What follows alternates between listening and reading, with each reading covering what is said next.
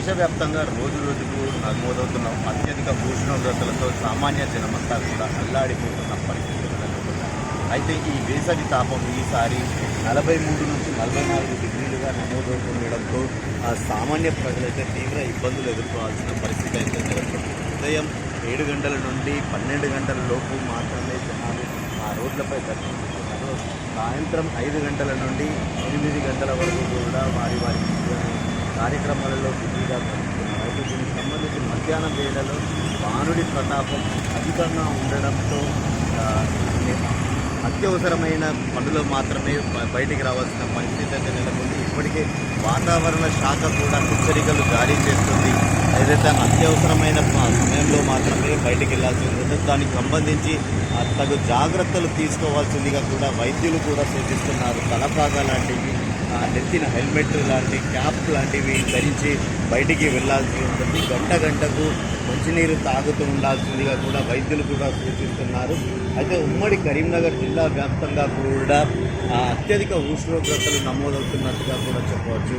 దాదాపు 44 డిగ్రీల ఉష్ణోగ్రతలు కూడా నమోదవుతున్న పరిస్థితి అయితే నెలకొంది.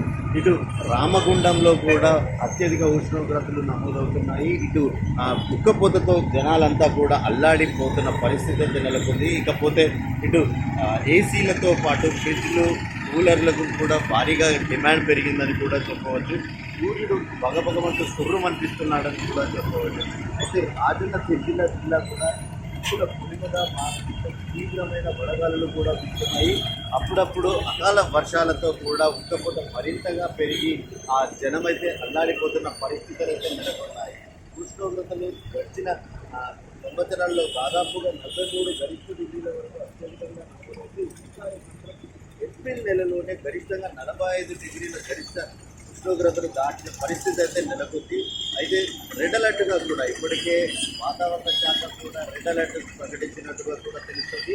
43 డిగ్రీలుగా నమోదవుతున్నప్పటికీ కూడా 45 డిగ్రీలు దాటిపోతున్నట్టుగా కూడా తెలుస్తుంది. అయితే దాదాపుగా ఇంట్లోంచి ఎవరు కూడా బయటికి రాలేని పరిస్థితి అయితే నెలకొంది. ఇప్పుడే ఈ ఏప్రిల్ మాసంలోనే ఇలాంటి పరిస్థితి నెలకొంటూ వచ్చే మే నెలలో అంటే రోహిణి కార్తెలు రోకళ్ళు పలిగిపోతాయని చెప్పేసి కూడా ఒక నానుడి అయితే ఉంది. అయితే దీనికి సంబంధించి వచ్చే నెలలో తీవ్రమైన ఎండలు, అత్యధిక ఉష్ణోగ్రతలు కూడా నమోదయ్యే అవకాశం ఉండడంతో ప్రజలు బెంబెత్తిపోవాల్సిన పరిస్థితి అయితే నెలకొంది.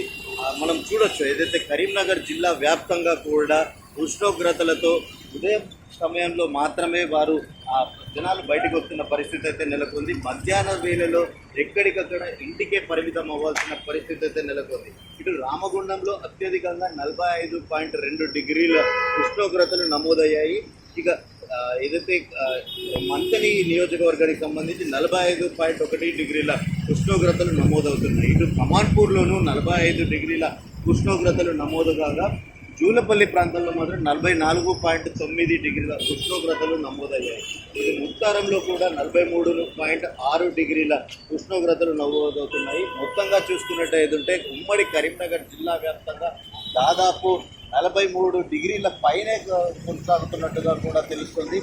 అత్యధికంగా 45.9 డిగ్రీల ఉష్ణోగ్రతలు నమోదవుతున్నాయి. ఇటు రాజన్న సిరిసిల్లతో పాటు రామగుండం నియోజకవర్గంలో అసలే కోల్ బెల్ట్ ఏరియా అంటే మైనింగ్ సంబంధించి బొగ్గు గనులు ఉన్న నేపథ్యంలో రామగుండంలో అత్యధికంగా ఉష్ణోగ్రతలు నమోదవుతున్నాయి.